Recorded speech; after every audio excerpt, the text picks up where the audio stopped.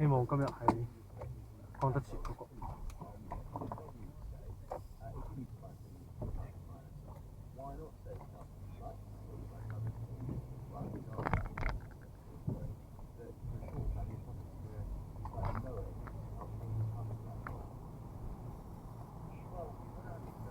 我咪話喺圖書館接你喎，圖書館接你啊 ，library 啊。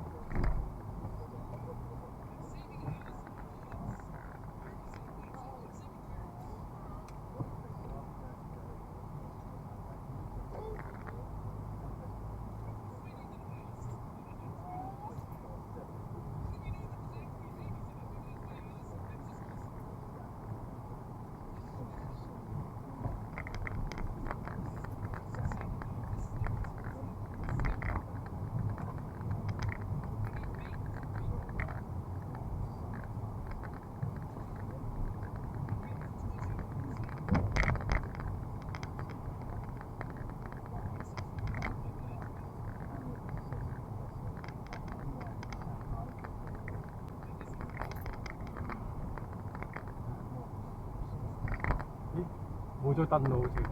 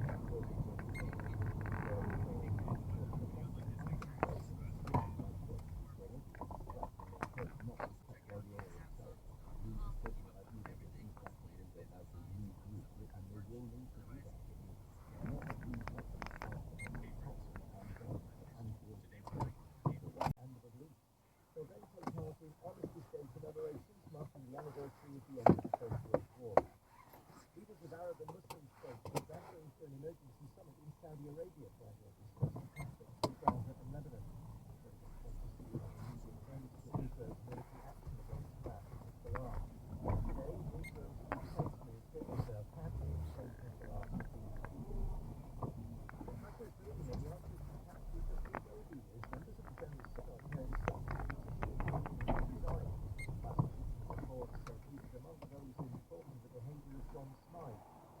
prolific abusers ever associated with the Church of England and adequate access to their So this is COP International Climate Report. 嗰你冇叉住電睇嘅，你用手一電就冇。And victims of one of the world's most prolific online child abusers say they wouldn't henceforth encourage their people to report their crimes.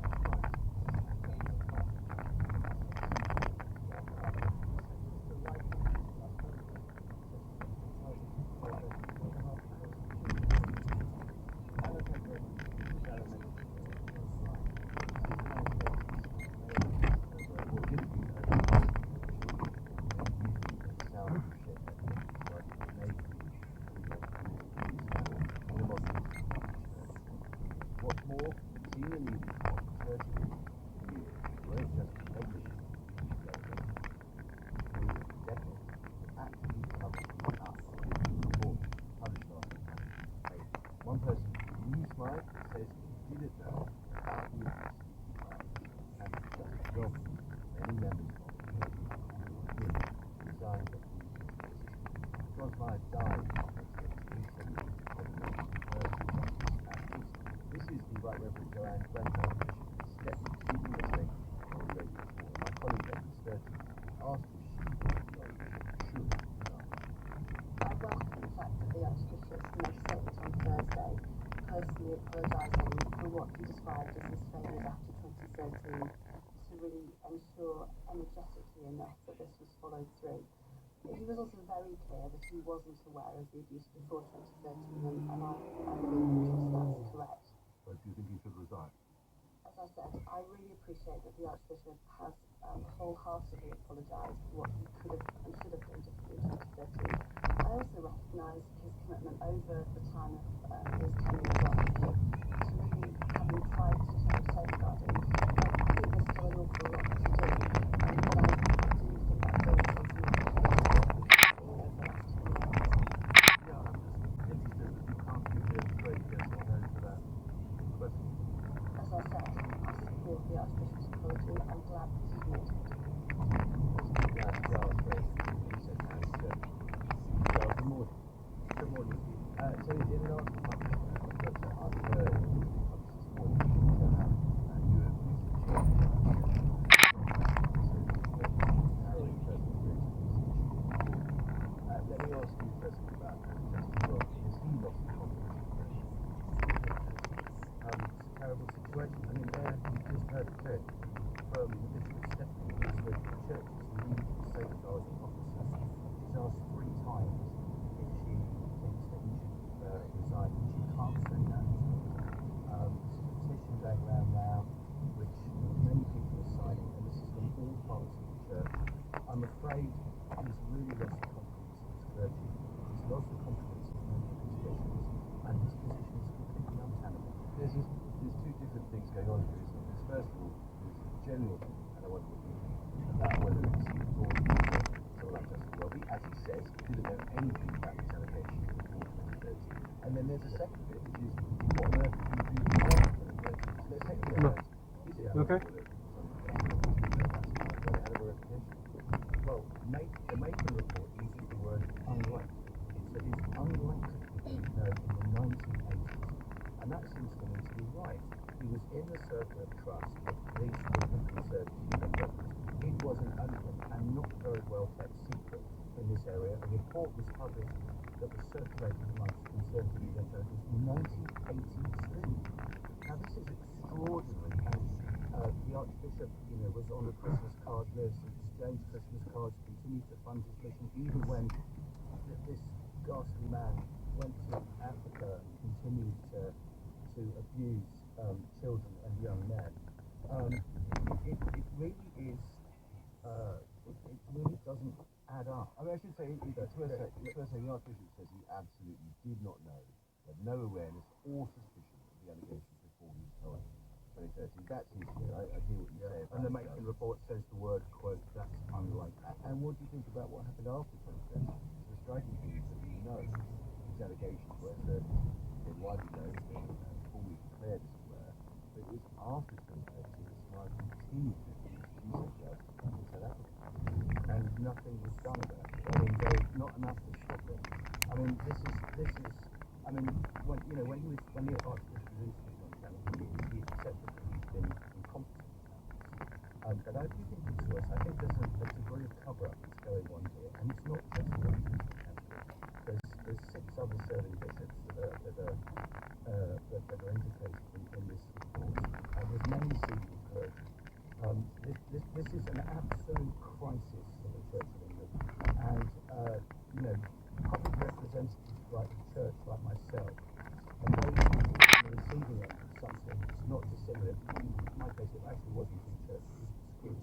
But I know what it's like in the company of a child, when I'm a child, in the company of a saint, on your own. And the idea that the Church is just actually not really doing very much about this is horrendous. And I'm afraid the Archbishop is too culpable and clearly acknowledged about this, even if we argue about it before 2013, when he was quote unquote formally told. He still did very little, and certainly insufficient to stop Smythe after that period. Thank you for clarification about your particular experience. You spoke very openly about the mistake you read your writing about it on the website Unheard. A lot of victims don't actually tell anyone who they're Charles. They live in this forever and the trauma haunts them until their final moments. I find it very difficult. I actually find it very difficult to talk about it. I mean, I saw a newspaper article the other day as I was coming back from a meeting, and I sat down on the dining room table and had a glass of whiskey, and I looked at it and cried tears. And I find it, I just, yeah, I'm crying before again. But it's very, very traumatic. And it stays with me. These have to be 7, 8.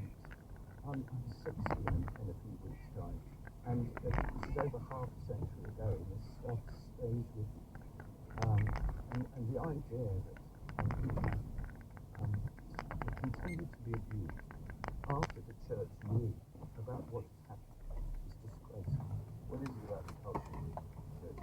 It's of course those extraordinary good. Yeah, no, yeah. Are we all one? No, I'm priest of the Church. Well, of course.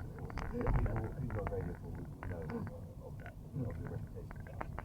It's a value to it. But what is it about the culture of the Church about so many God-fearing figures to cover up so long?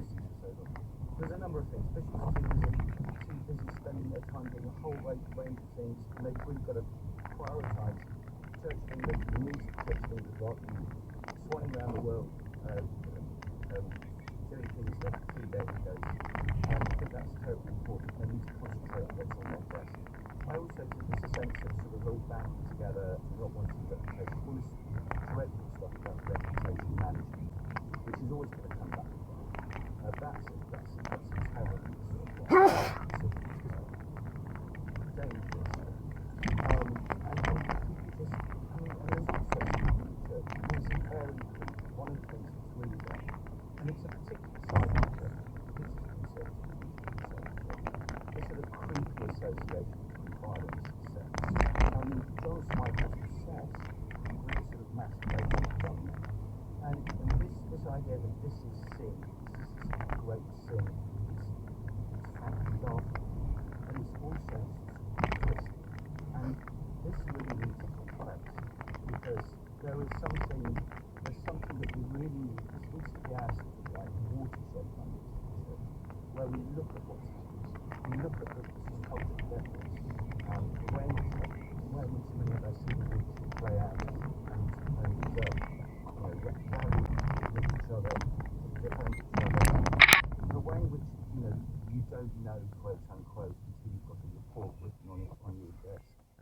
There's so much wrong here.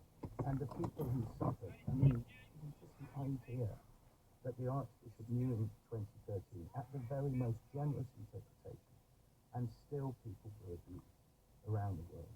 It's absolutely appalling. And I think the Archbishop has got, I think he really has to go. Charles, it's a really good talk to you. Thank you very much indeed for joining us this morning and speaking so openly. Well, let me just, before I give you the Action Life number, because these are the effective version, let me just reiterate the Vatican said. Release a statement saying the Archbishop reiterates his horror at the scale of our crimes and egregious abuse as reflected in public authority. He's apologised profoundly both for his own failures and omissions and for the wickedness concealed and abused by the Church and the Bible. As he has said, he had no awareness of institutional allegations before he was told. And therefore, he does not change his life. He hopes that they can very well in the substitution. What Charles was talking about there aspects of influence about these issues with recent Action Life. Action Live website number is 0800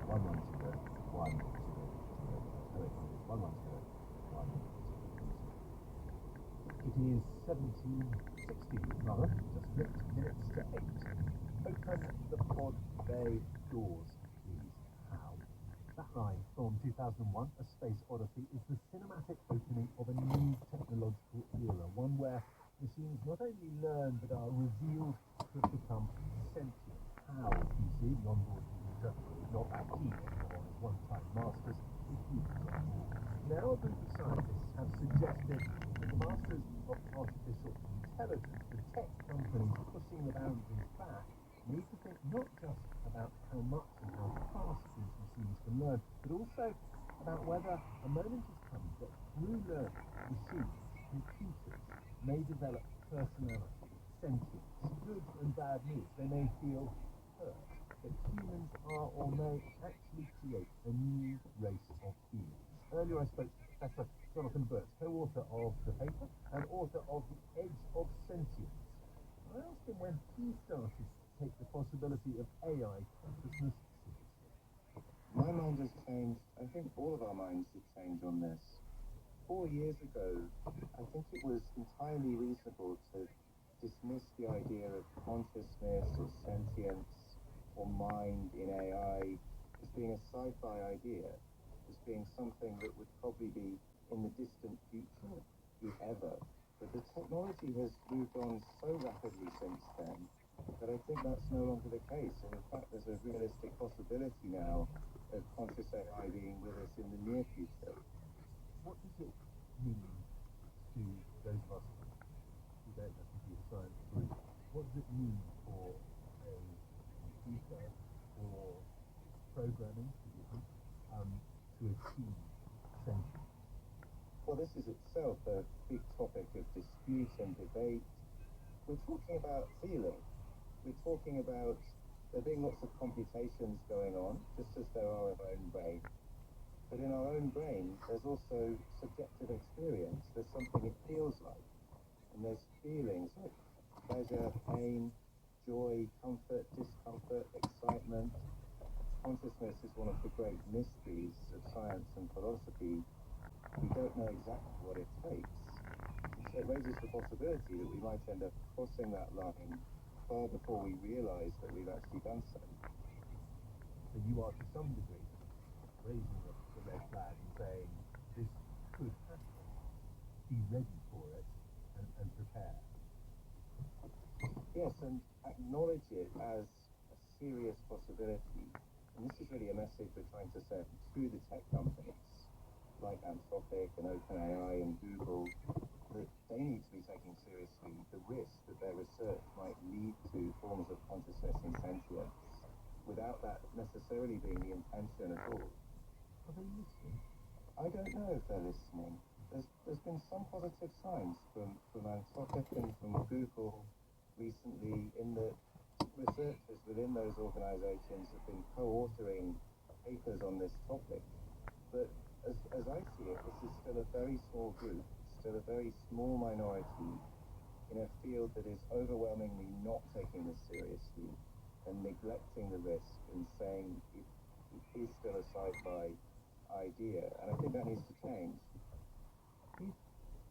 computers at a certain time do have senses, do have feelings, then they are presumably rather close to being what we humans think of as individuals, as, I mean, if not people, then a lot more than very, very clever calculators. We may well be creating minds, yes, conscious minds, and they will be profoundly different to our own. So in a way, they won't be people. There'll be this new form of conscious being that is profoundly unlike anything the world has ever seen before. And I really think we're not prepared for that right now. We're not thinking about these risks that poses. And so with our work on this, we're trying to start a discussion. We're trying to bring people into that conversation about what it would mean to be sharing the world with another form of highly intelligent conscious life.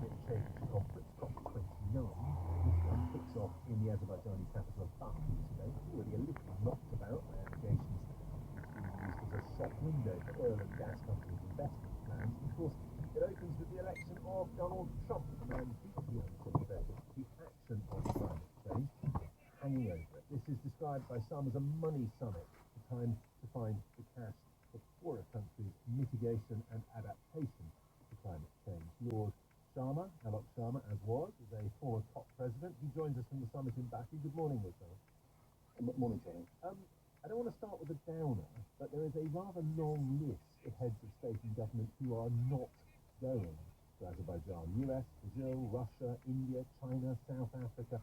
Is that important? Because a lot of people, I think, would think, well, if they're not going, they're not going to get much out of it. Look, I mean, I think it is disappointing that we don't have more world leaders coming to this COP. Here's Barney's coming. I mean, it's great. It's showing UK leadership. But what also happens is what all these countries and the delegations actually announce in terms of pledges, and also really importantly, what progress they've made in implementing their existing climate commitments. And ultimately, I mean, those detailed negotiations are led by ministers rather than heads of government. So those ministers are obviously coming. Some of them are already here. So we'll have to see what progress they manage to make. So is part of what happens over the next few days actually holding to account the governments for what they promised before? I think it has to be a holding of account to governments and what they promised before. And one of the things that governments promised last year was that they would work to transition away from fossil fuels in energy systems. We've had pushback from some governments during this year. My message has been very clear, is that if you agree to something in an international setting and an international agreement, that is not a pick and mix menu. You agree to everything's in the menu, you have to deliver that. And of course, the world will be watching to see what every country does at this COP, particularly in terms of explaining how they're meeting their previous commitments. Of course, the governments that voted to do something last year may not be in office this year, or at least in a few months' time. When you heard that Donald Trump was re-elected as the Vice President, did you think that is a real problem? Well, I think it's been on the cards for a while for Chancellor to think about what happens if this Trump does decide to walk away from the frontline fight against climate change. Clearly, it will have a immediate impact on the shadow of these multilateral climate negotiations, and we're already seeing that for some governments. This is a big issue for many people.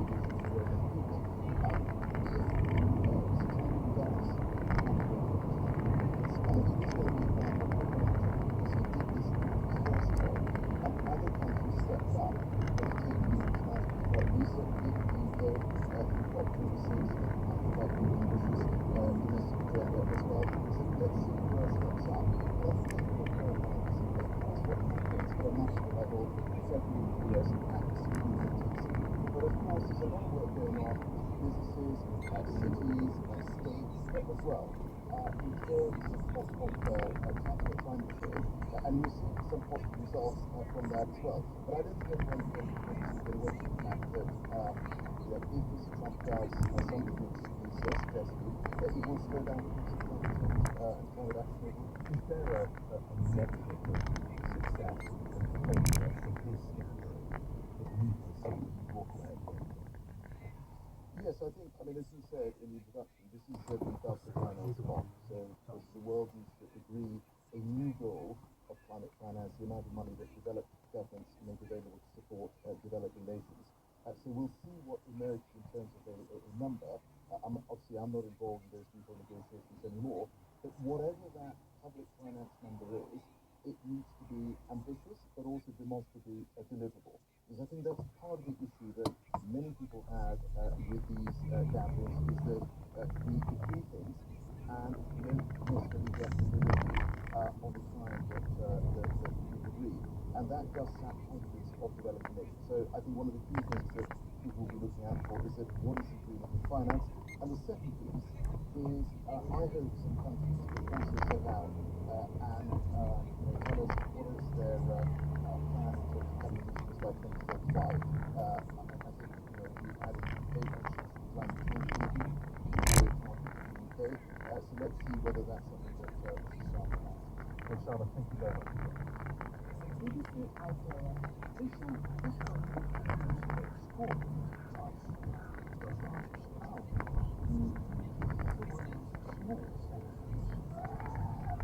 British science on the planet.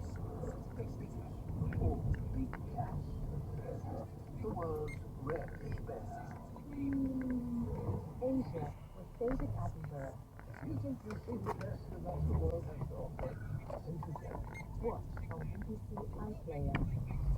And now 2 minutes straight, here's Sarah Keith. Thanks, Emma. Well, we've still got high pressure in charge of our weather, so it's a dry feed that continues as we can settle today and through the week ahead. But with colder, clearer air mass, thankfully we've got more sunshine on. 哥， First thing this morning, there's a bit more cloud 準備啦 drizzle across the southwest of 你 England. 去嗰個 breakfast club 啊做個下。 And then the high clouds that split up across the UK will tend to break up. Sunny spells developing, with a little bit more cloud drifting in later into parts of Northern Ireland and northern and western Scotland. So after the morning mist clears away, there'll be a little bit more cloud Huh? in the northwest later on.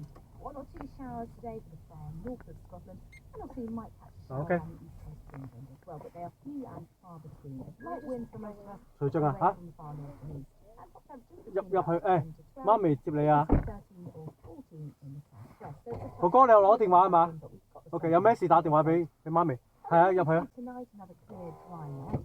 I think mist and fog tonight will be more extensive than it was last night. There's some fog, particularly through the Midlands, Wales, Northern England, Southern Scotland, and Northern Ireland. Temperatures overnight falling down to about 2 to 5 degrees. So certainly not a widespread frost, but there could be a little bit of dry frost tonight in the north. Into tomorrow, then another day of sunshine for most of us, but there'll be more breeze blowing in the southeast of England, bringing some cloud and a few. Thanks very much, Sarah. You are listening to Today on Radio 4 with Kamal Rosen and Donny Dunn.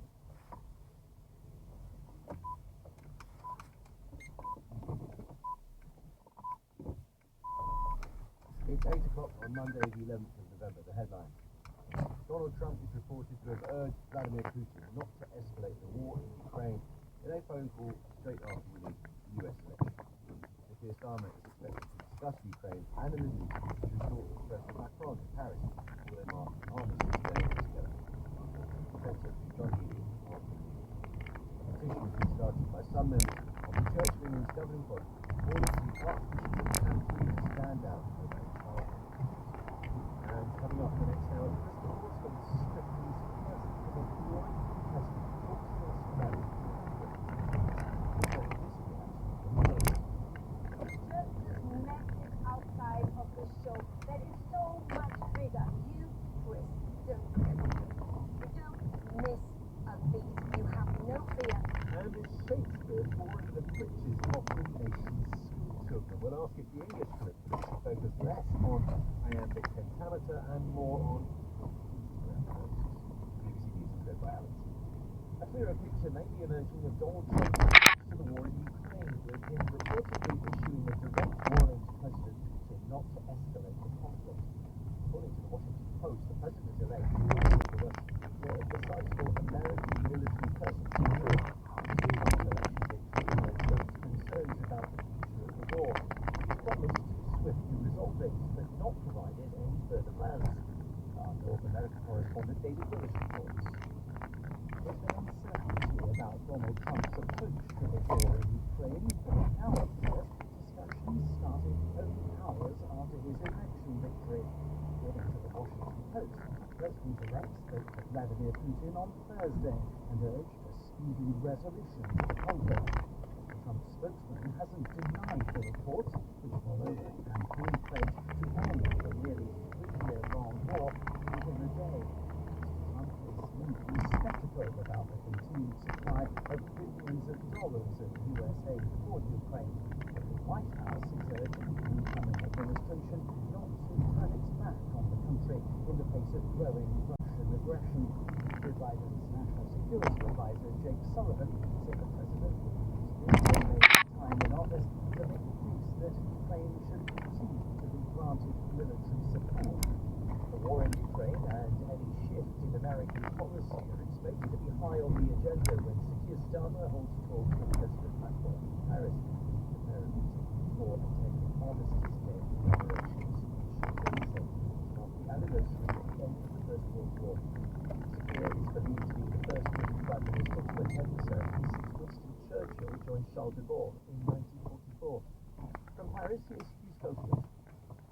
It's an important year for British-French relations, with the 120th anniversary of the alliance known as the Entente Cordiale, the 80th anniversary of the Normandy landings, plus since July, a new government in London announcing a reset in cross-channel relations following the trauma of Brexit. The Prime Minister will start his day with a breakfast meeting with his French opposite number Michel Barnier, A reminder that since the elections in France in the summer, it's not just with President Macron that he has to deal.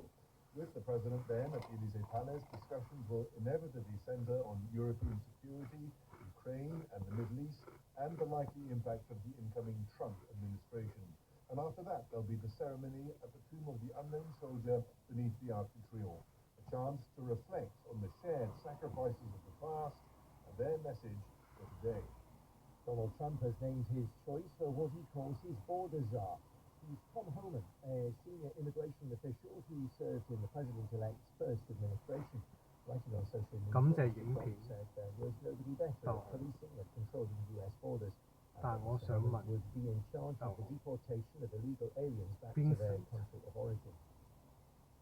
The Archbishop of Canterbury is facing more calls from within the Church of England to step Vincent. down over his handling of a child abuse 何 scandal. 時會 Justin Welby says he was told in 2013 Ah. about John Smythe's abuse of more than 100 爆 children, 音 but Smythe continued his crimes until his death in 2018.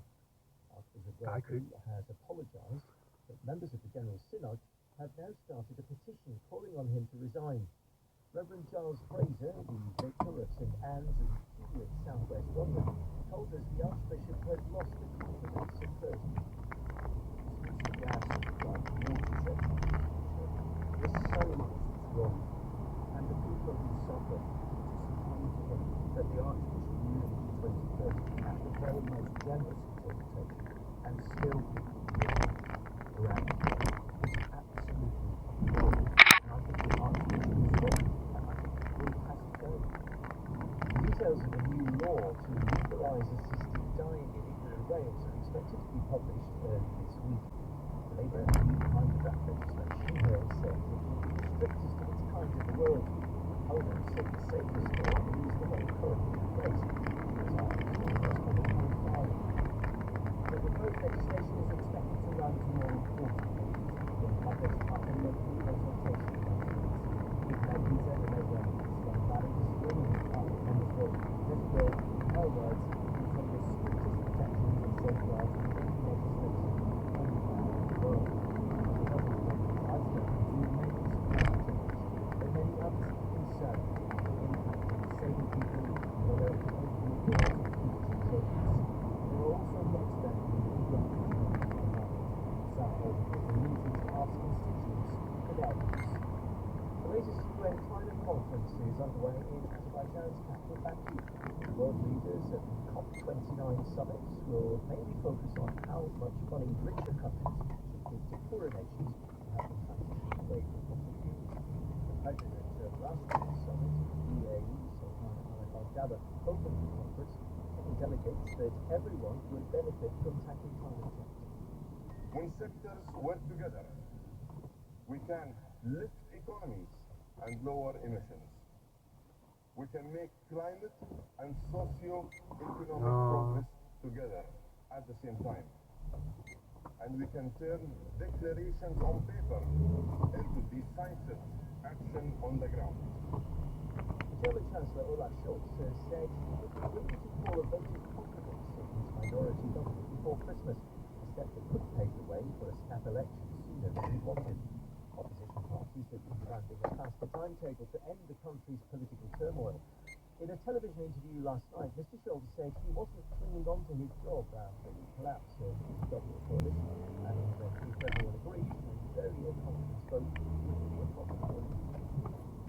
Conservative leader Kelly Badenoch is likely to be asked about her decision to sack the former chairman of the Post Office, Henry Skelton, when she was business secretary during an appearance at the Post Office inquiry today. BBC has found that earlier this year she put pressure on Fujitsu to policy supervising system caused no compensation. Not being reported, the government's compensation fund only received Post Office subcontractors. Fujitsu has also been facing questions about how much money should be European CEO. So the company has a moral obligation to compensate and not to allow public private agreements in 2020.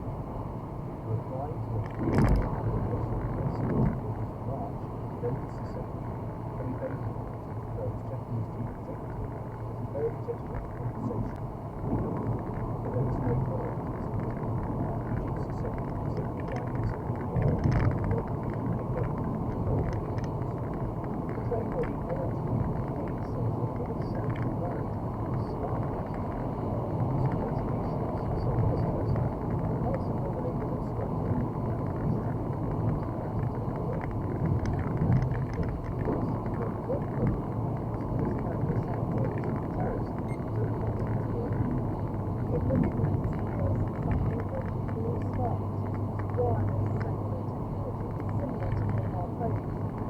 stage started kind of pivoting but still not close to primary.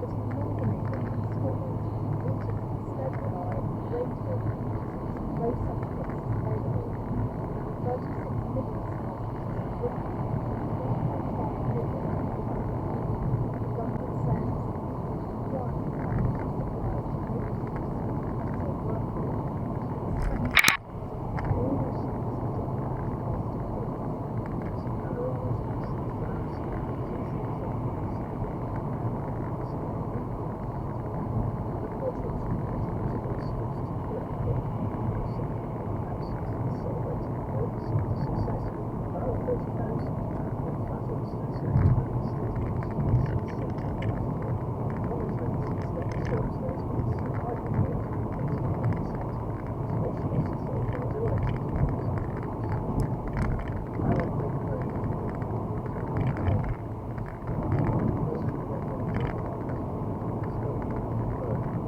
use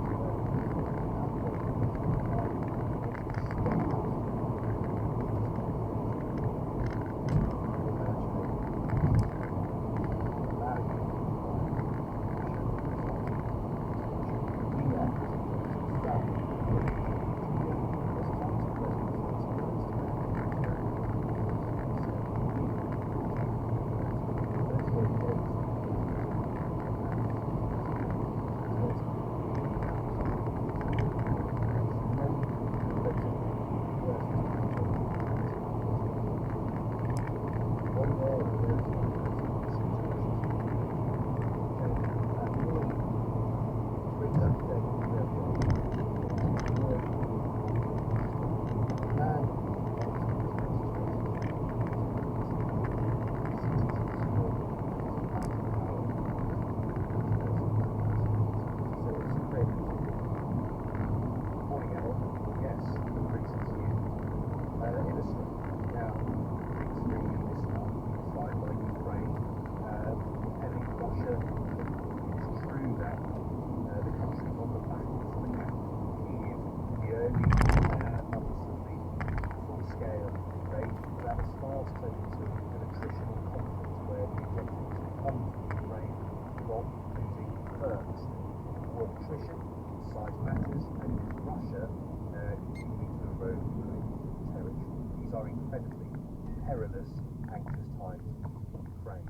politically, President Zelensky is still able to stem the growing tide of fear and fatigue over wanting this war to end by keeping his country in the fight. And to do that, he needs the continued support from the US. He would argue more support. It is not known in these parts what President Trump will do next on his presidential quickly. He is trying to do his top stick. They're trying to talk to Donald Trump about why Ukrainians were battling in the sense of coming up as a country, but also the sense of what a dangerous precedent that can set in the US. These are difficult times, and you know that Donald Trump has been getting to the well, and it's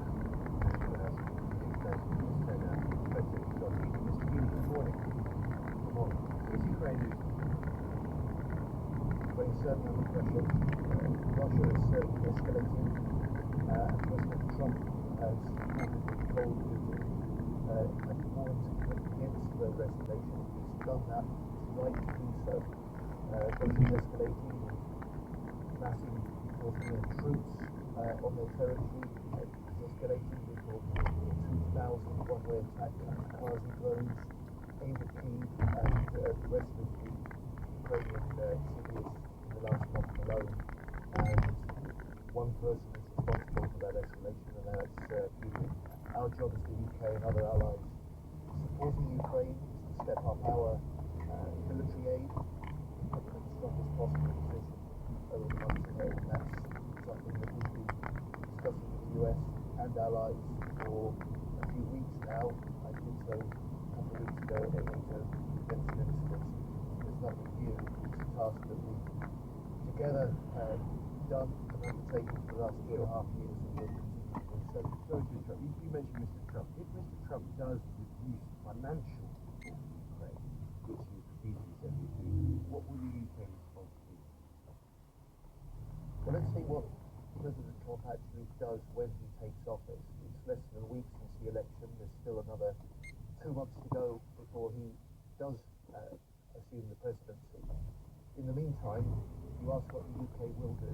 We'll do what we've been doing as a government since July. We stepped up support for Ukraine. We'll do that further. We speeded up deliveries of military aid, and we'll do that further. President Zelensky cites us as an example to other countries. And we're now spending more on military aid than ever before, £3 billion a year this year, next year, and as long as it takes, plus up to 2.3 billion that we can devote to Ukraine from the frozen assets of corrupt Russian money. Okay, can I ask you some very specific questions then to rattle through these? Just on Storm Shadow missiles, these long-range anti-French missiles, are you prepared to give Ukraine more Storm Shadow missiles, yes or no? Look, I'm afraid I've always said the only person that benefits from public discussion about this is Putin. And as Defence Secretary, I'm not going to comment on operational details. And is that also your position on whether or not you prepared, were Ukraine to get more Storm Shadow missiles, is that also your position on whether or not you'd be prepared to add arms to criticize Russia? Look, in general terms, we're ready to respond to Ukrainian needs. We're looking to, and we are stepping up support for Ukraine.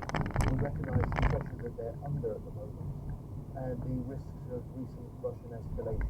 Right, it's just that they have been quoted. I understand your position rather than understanding by yourself. Conscious about what you said publicly. It's just that the Ukrainian government perhaps is less concerned about that sensitivity. So they can be regarded on Friday. They said that relations with the UK government were more Storm Shadow missiles, which is why I asked you there. They said in a quote, a senior government source from Ukraine says it isn't happening. Starlight isn't giving us the long-range weapons. The situation is not the same. And when we spoke to the Prime Minister, the relationship has got worse. That's the Ukrainian report. That is simply not correct. We've stepped up more military support, we've speeded up deliveries, we're now spending more on military aid in Ukraine than ever before as the UK government. And I spoke at length to the Defence Minister in Ukraine yesterday. He certainly doesn't see the UK support weakening. And he said the Ukrainians are confident in Britain's continuing steadfast support for their country. If this is led through negotiations between Putin and Putin, why should that be? I've argued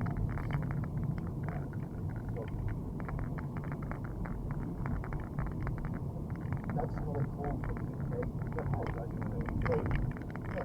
Ukrainians play, they get to call, they get to make calls about when to start talking as well as to fight.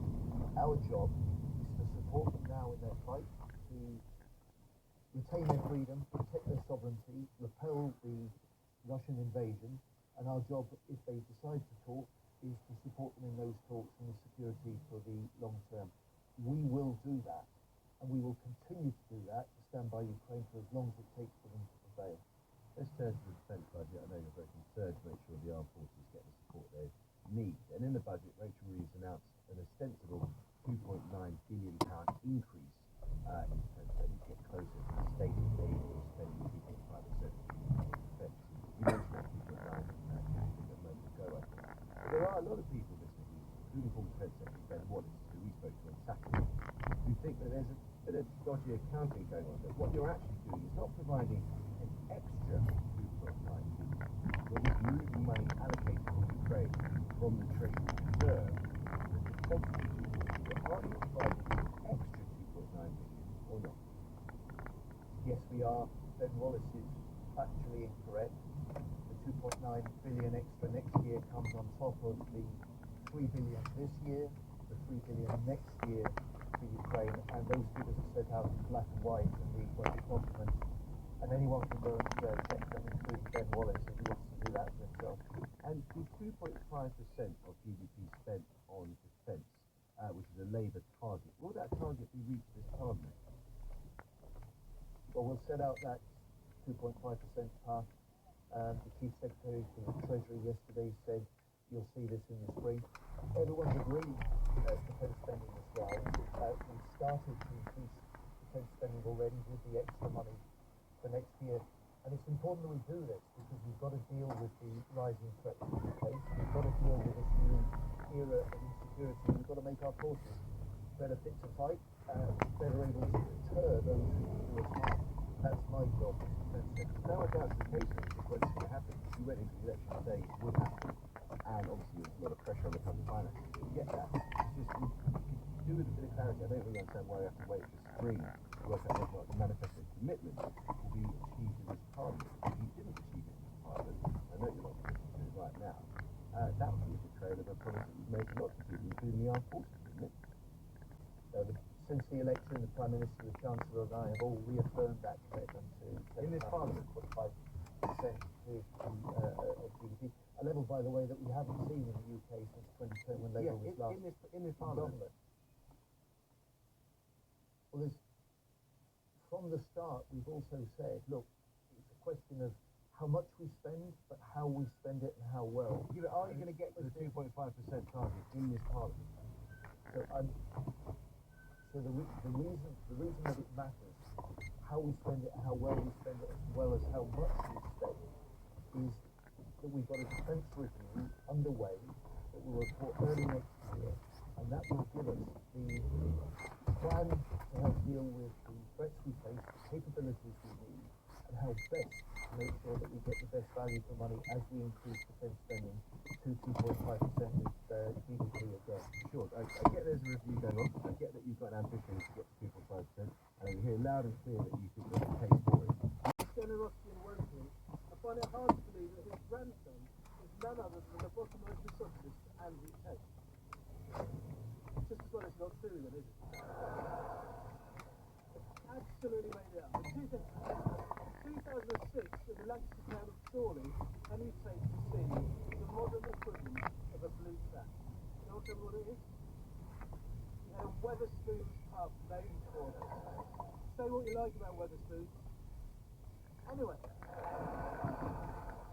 the Tate Modern is not just about the art.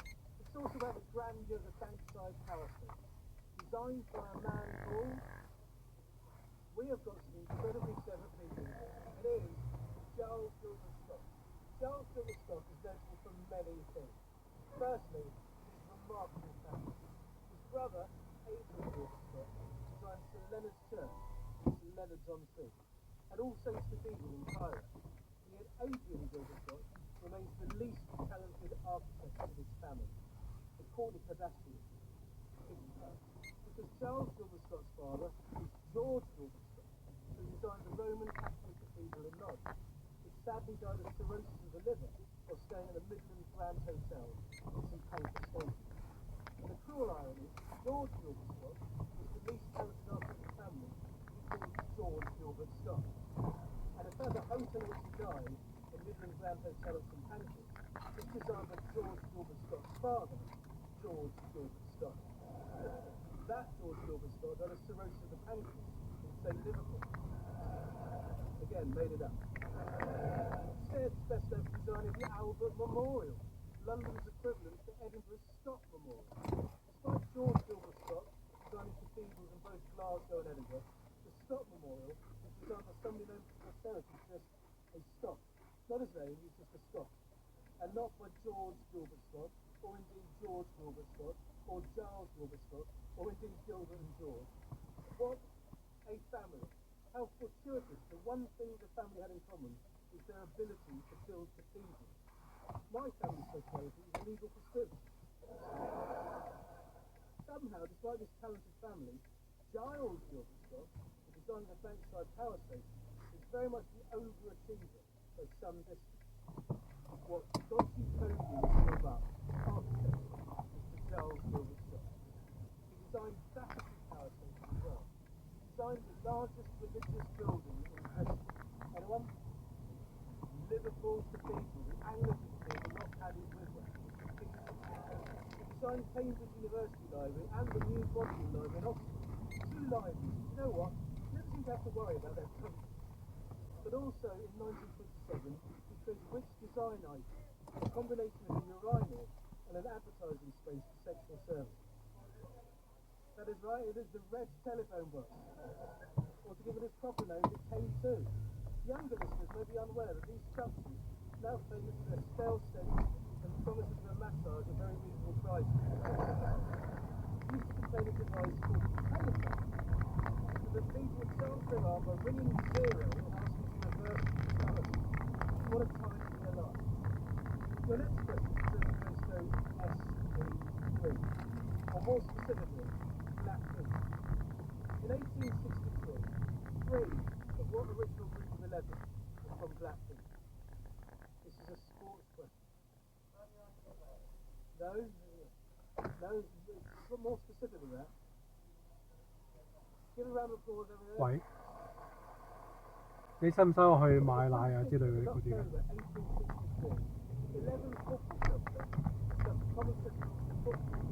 我翻屋企跟住經過歐店買咯。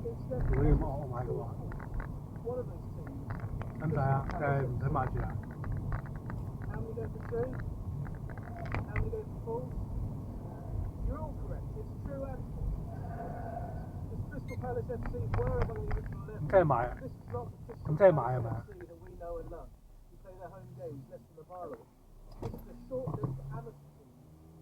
接哥哥嗰陣都可以嘅。 I looked it up. Not as spectacular as it sounds. 係啊，都可以。咁接哥哥嗰陣買咯。 But among the original 11, what is哦， it? 好。 No fewer than 我爸 three teams 冇過嚟啊。 Blackheath. One was Percival House, a military training school. 唔係啊，咁佢接細 B， 但係佢都可以過嚟食飯㗎嘛，即係佢冇過嚟食飯係咪？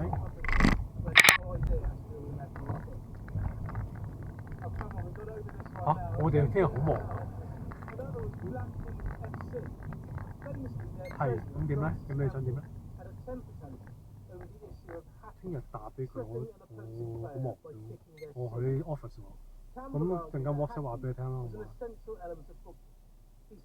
咁要唔要禮拜三叫佢過嚟啊？定係點啊？禮拜三你係早翻定遲翻定點樣？ In protest, Blackheath FC withdrew from football in a huff, and the idea of bringing over talented Frenchmen to play English football was never heard of again. 8 years later, Blackheath FC found an outlet for their bloodlust by becoming founding members of the Rugby Football Union. They are one of only 2翻到嚟，我唔係星期三阿哥哥有呢個叫乜鬼 music theatre。 The other is the civil service. What a fall from grace they had. Back then, 星期四 back 日 then the 會 nation was 睇 both 嘅。 football and rugby union. Now they can't even be seen great. 咁但係佢禮拜五佢又過嚟㗎嘛，阿爸又過嚟。 係好 OK 好。禮拜五你唔係話去阿哥哥間學校咩？哦係咩？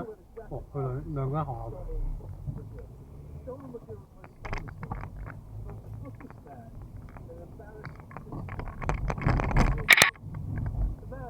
哦咁啊，即係你唔可以接到哥哥咁，冇咁開心。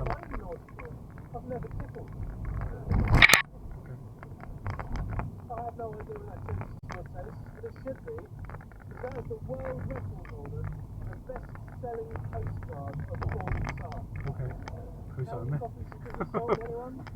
佢想咩？佢想唔想？ Million copies. 哦係咩？OK， King and sources 你同佢講咗啦。 in his lifetime, Gill was as popular with the public as was unpopular with the 10點鐘， He found guilty of insanity 我7點鐘， 哇！佢得唔得啊？佢仲早過今日，我真係要。 involved a lady at a racetrack approaching a bookman saying, "What's that your favourite?" OK， A sweetheart 咁你 good luck 㗎。do it both ways. That's genuinely obscene. The Oh, very bad. so I have a clue. Need to be very, very worried. OK 啦，陣間呢個我行到去啱啱過咗 council 嗰個啊嘛，跟住依家想行咗一陣就想呢度7:03翻到嚟。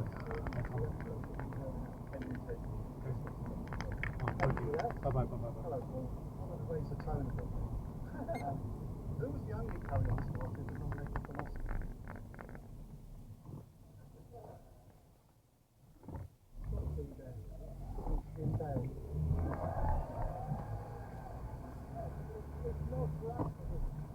What's it for again? It was a songwriting credit for George Michael.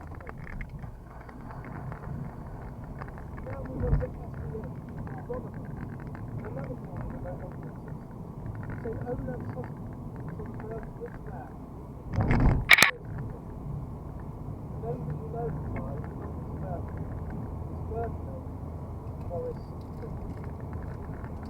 There we go, Michael Caine is the only British actor nominated for Academy Awards in 5 consecutive days. What is Spike Jonze's name? Correct. The film so much, changed his name, Michael Caine. Instead, he was named 7th in his film in 1954. He could have been called Morris the White Christmas. Further questions about Michael Caine. Which film did Michael Caine say? Not a lot of people know that. None of them is not correct. The actual answer is Expedition Beta. The film Expedition Beta is an in joke. It is a film no one will read. Michael Caine's accent is not a lot of people know that. But why is it his accent? He never said it. The first person who did an impression of Michael Caine saying not a lot of people know that was not my nose, somebody got it. Peter Sellers, what on earth is that is? Peter Sellers was being interviewed by Michael Park in the TV show Wednesday. Peter Sellers did his famous impression of Michael Caine. He says, not a lot of people know that. Why? On those words. Apparently, Michael Caine is without a reputation. He bombarded his friends and increasingly insecure and simply fat. What's a ridiculous way to behave? Exactly what I'd expect from a man born exactly the same day as Quincy Jones, March the 14th, 1934. If they were born on the same day as the Marvel, you would think they were in common, after the same birthday, but apparently no communication. What connects Michael Caine and Quincy Jones in Christmas Carol? Correct, sir, is the film The Italian. The soundtrack from Quincy Jones starred Michael Caine in his most celebrated role, clearly after Boston Smokes delivering one line. I've now broken the record for most of the people swearing in the way they film. And where was that film filmed? Let me start again. Where was that scene filmed? The Roger King film in Christmas House Park. What's unusual?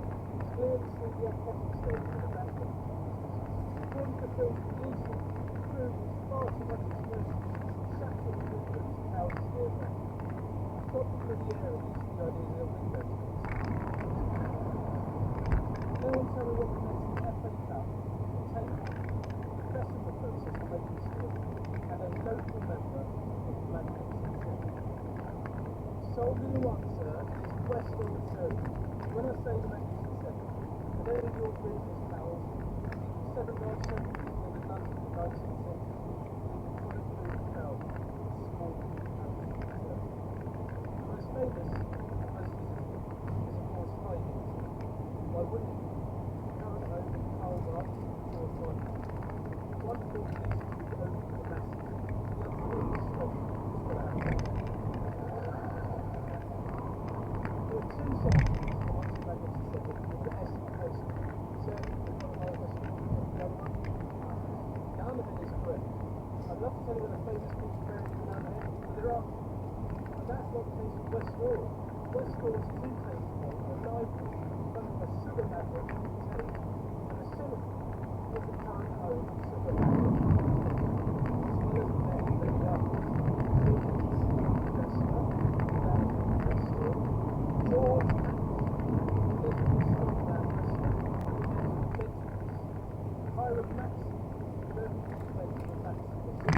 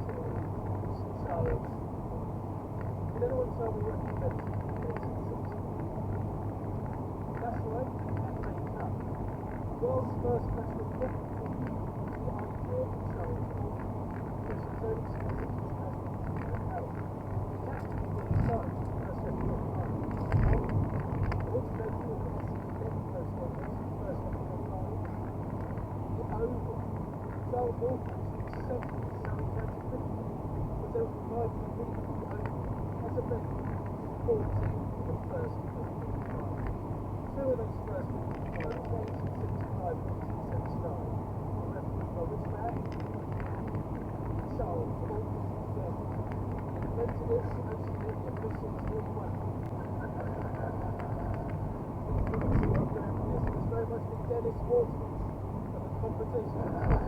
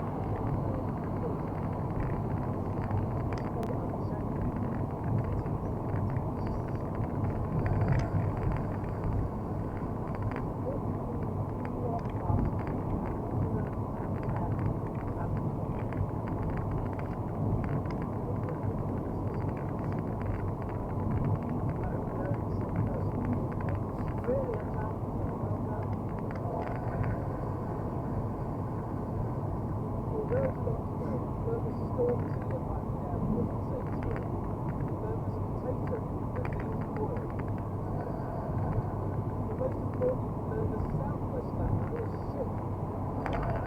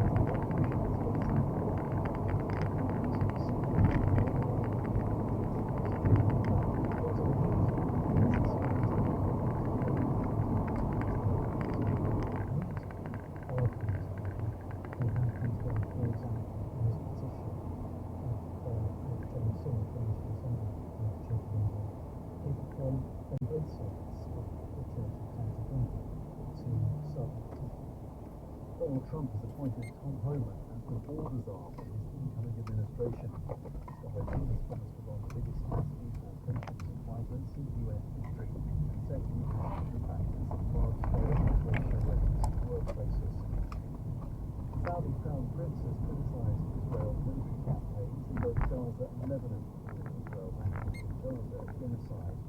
At the summit of Arab and Muslim leaders, Mohammed bin Salman said Palestine deserves a tall seat at the UN. The UN's weather monitoring agency has warned the COP29 climate summit that this year is set to be the hottest on record. So far exceeded 1 degree Celsius over pre-industrial levels. It's emerged that Uranus and its 5 biggest moons may not be the dead, sterile world that scientists have long believed. Researchers say the samples gathered by NASA's Voyager 2 spacecraft nearly 40 years ago are unreliable, being collected in a solar storm. Oceans below the surface capable of supporting life.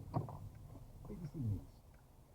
As BBC made informed, the repercussions hit for Natasha and Emma considers a huge sacrifice when we make her a nightly visits to Ambridge in just a moment for the Archers.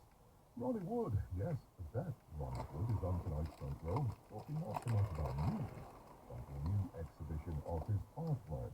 Logan will also discuss the rise and fall of boy bands.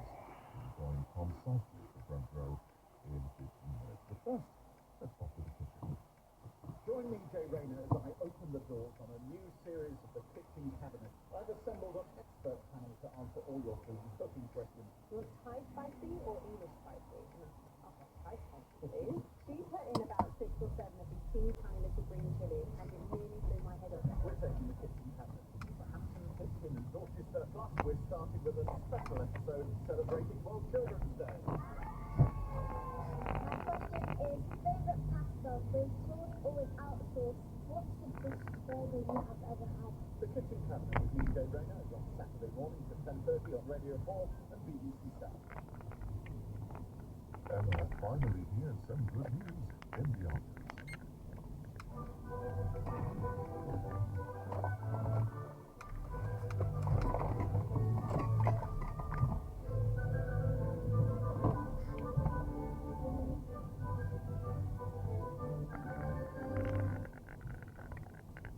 Oh, thanks for coming in, Emma. It was a bit early. And Natasha, what was it you wanted to talk about? Obviously, with Alan moving on, things are going to be a bit different around here. And the thing is, I am keen tonight to see myself. But over the weekend, I was thinking, I've got a be realistic. I've got summer orchard to run. I've got the girls. Some work mad hours on the farm. I need to help, basically. Well, I wondered if you considered being a part-time manager for me. Really? Honestly? Well, I know you've got a 22 for the business.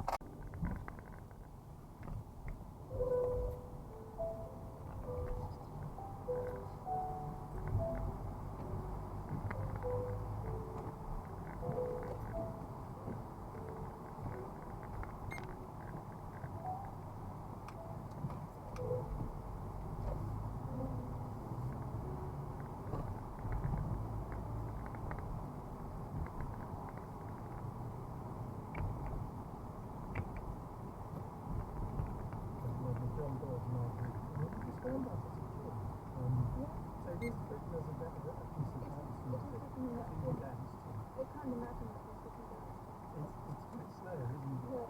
And that note of Mary, there's no paradox there. It might be touchy for Mary Poppins, so it's Mary Poppins, very different kinds of emotional landscape. The localism in music is characterized by its melancholy or, at the very least, its solemnity. I mean, there's a very similar example in the Gibbon Scattergout, for the source with the fact poets speak of June 16th century December from violence and flowing tears. This is also given sessions under the bird, which are recorded for young cry and things like this.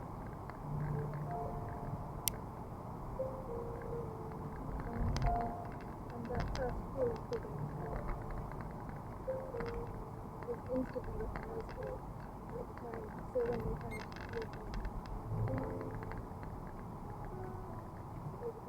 you think what the characters were? Inside it was a popular tour, Mm. essentially. Yeah.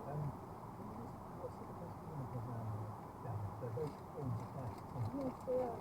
Diane is a more stately guy. Very are producing the extra bars. That's lifted as well. That's why I think the music is just an exercise. Exactly, yeah. It's sort of early, easily to your records. Yes, that's very good. From this kind of huge project stuff. Wow, and how did you decide to narrow it down? This was a really tough process. It was a time we were ready to have to leave out some wonderful pieces that were very close to my heart. And in the end, I just decided to imagine that was this the recycling program. And I wanted to guide the listener through it as I would in a concert.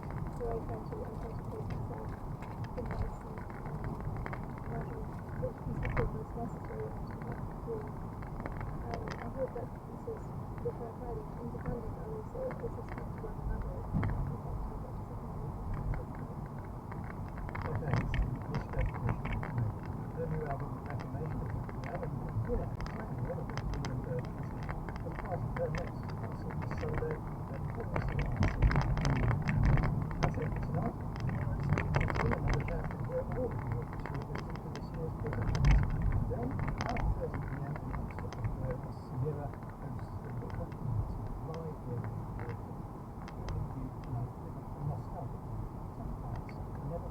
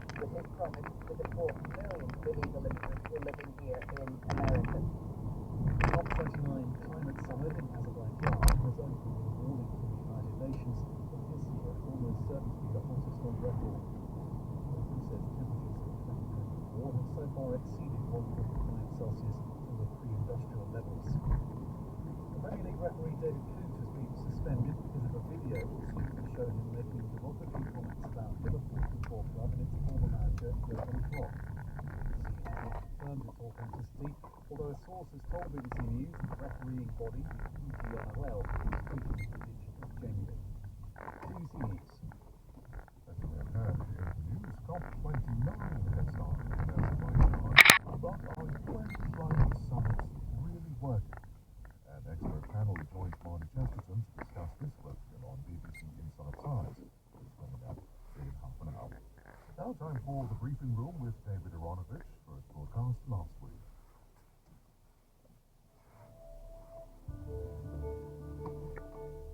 The Chancellor's first battle that, to the extent that changing this definition has allowed her to do more investment for the long term, and I think much more important, she is constrained by her other fiscal rule, which is that she can borrow only to invest. I think that's probably okay, because I think we do, as I said before, the good thing about this budget is it did have an eye on 20 你係咪開咗燈啊？ actually what does investment now 嚇？ do for the economy What are you doing? run. As long as she keeps that 唔係你做緊乜嘢啊，哥哥？ borrowing only to invest, then I think we're okay. Her problem, again, is that she's only just meeting that rule.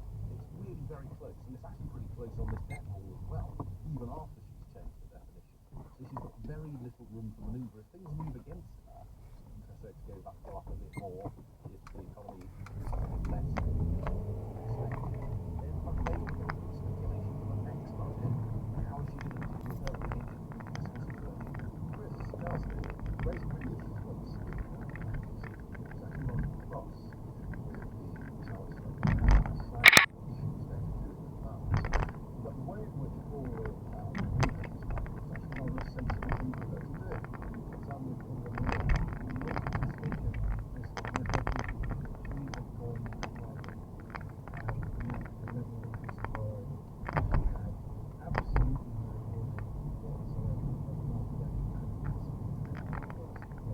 as it was, there was a very nervy hour after she sat down where you were going to rather like to stay to11月30，即係3個禮拜之後。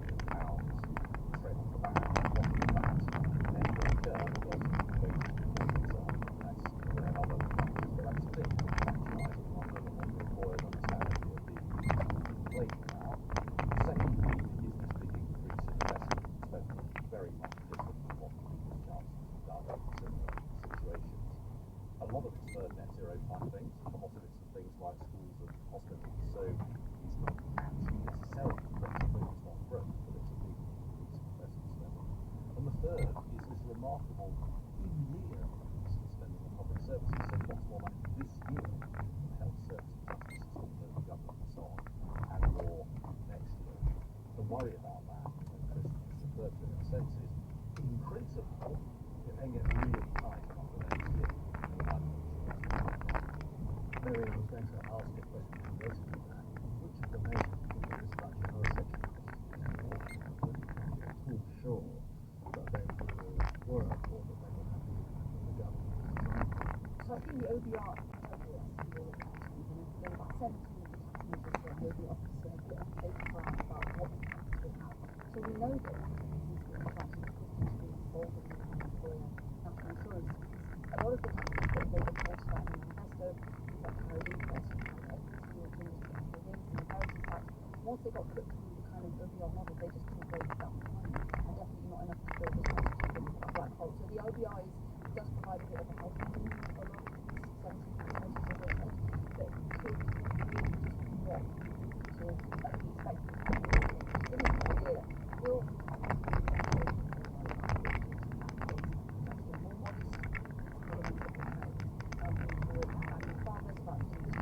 我媽咪喺房打緊電話，勢必係關唔啱講。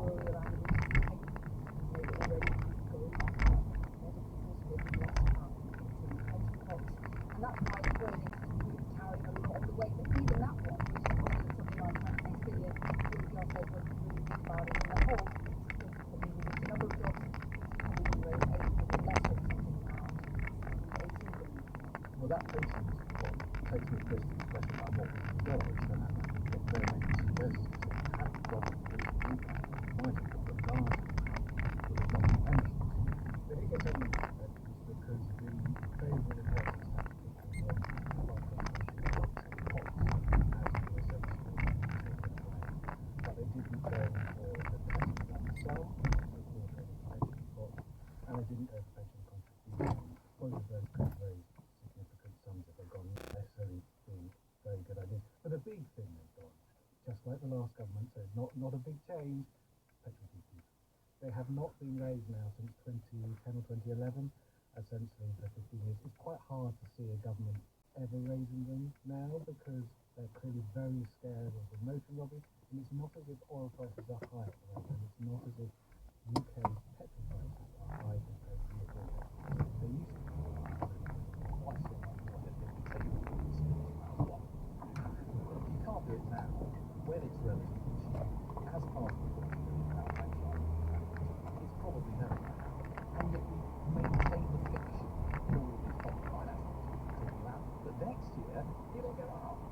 You said it was the second time that people say, well, what was the first? Could you believe it? I could not believe it. The worst tax that we have, and they get to decide to increase it now, is there only on secondary properties, but that also reduces transactions in the house market. You've got a knock-on effect on increasing rents because of the landlords. The temporary reduction of stamp duty on lower value houses for first-time buyers is going to come to an end in April. So you're going to have a rush to buy houses again. Why? I do not understand why they increase stamp duty on secondary properties. I'm not a landlord, I should say, it's not going to affect me, but this is bad for the housing market, bad for mobility. I think, yeah.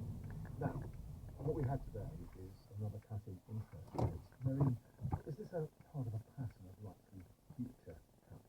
And what will that mean for the Chancellor's own predictions? I think the Chancellor is really hoping that 25 basis points now, really every other month, is something that the government would love. I actually think that to make a lot of the numbers in this budget add up, monetary policy will have to do a lot of work. And it will have to do a lot of the work to pick up that growth slide that the OBR thinks that we're going to be maybe going into 2026 onwards. So effectively, we've had interest rates rising at the fastest rate in 40 years.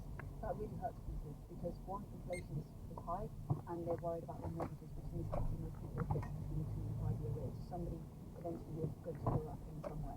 I think the Bank of England, and I've mentioned a lot, if you work with the Bank of England, is actually now going to be a bit braver in cutting interest rates after being very cautious and very slow in 2024. So we only had 2 interest rate cuts this year. ECB or the Eurozone have had more, the US are doing them at a faster pace.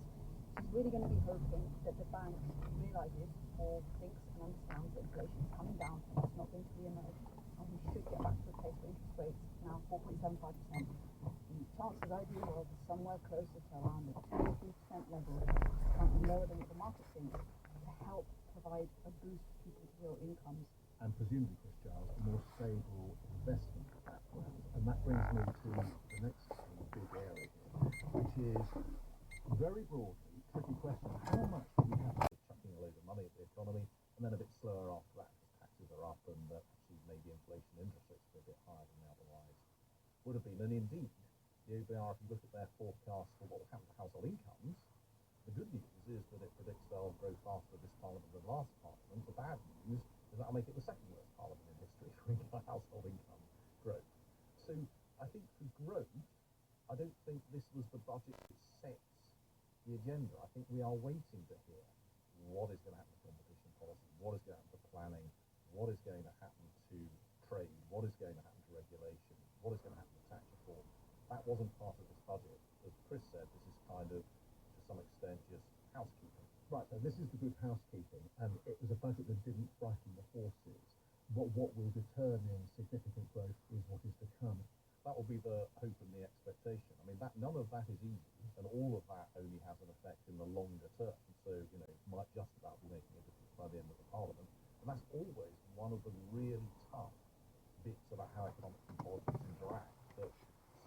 sustainable economic growth can be achieved by government policy, but it takes a long time. The sorts of things that need to happen. Having informed the obvious while the government thinks a lot about it, there are trade-offs, and the impact takes a while to come, which is one of the reasons I'm so encouraged by the fact that Chancellor has focused on the long-term investment plan.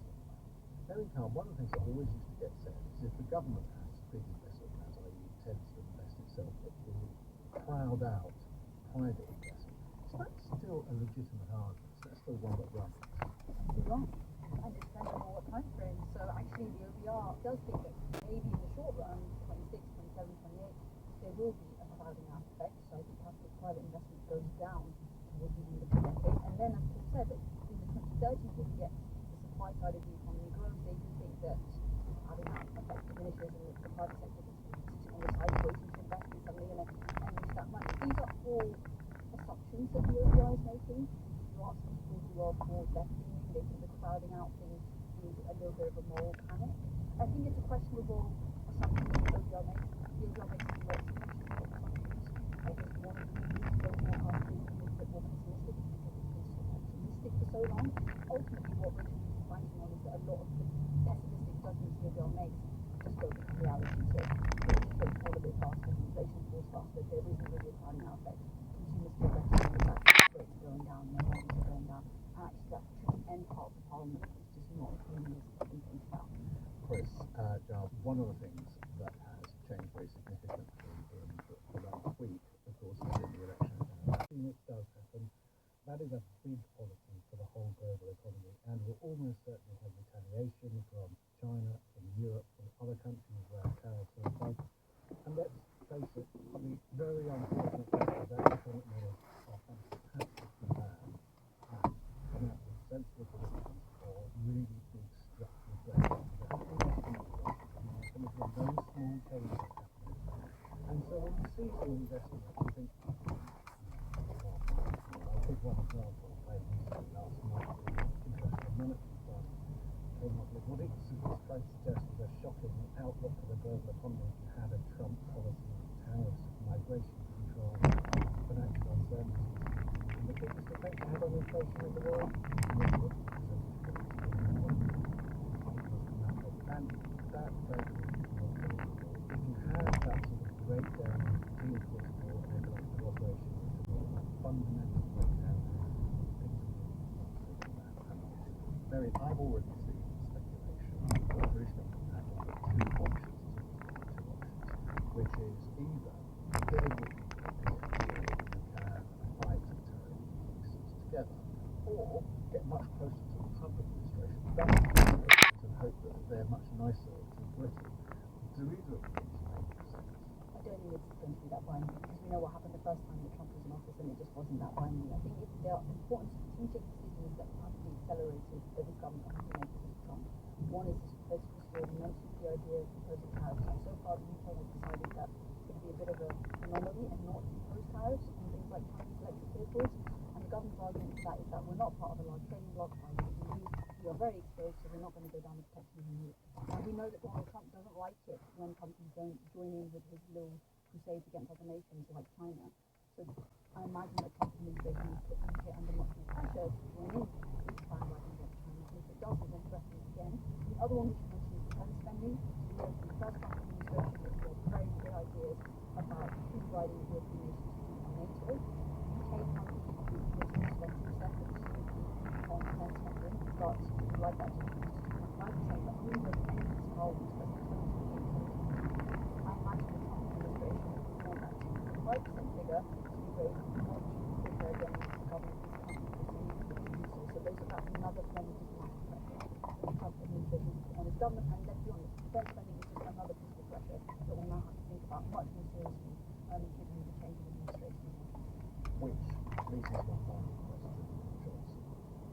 What do you think Rachel Reeves, if she's still in office, will find herself doing in next year's budget?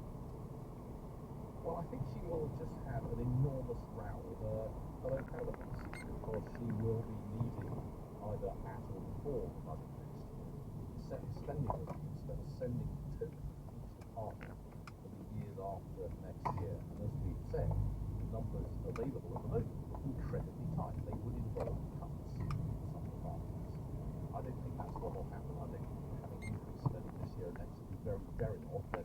wasn't it? Just as the time was just about recovering, now we're going to cut it again. But I don't think there's going to be a lot of money around. So I think firstly she's doing something a big row with her colleagues. Second thing I rather fear is going to happen before the budget is we'll have yet another set of speculation about is she going to raise pension pots, is she going to do anything to the lump sum, is she going to change capital gains tax, and again, lots of people changing their behaviour because they're worried about what she'll do. So I hope she gives us some certainty.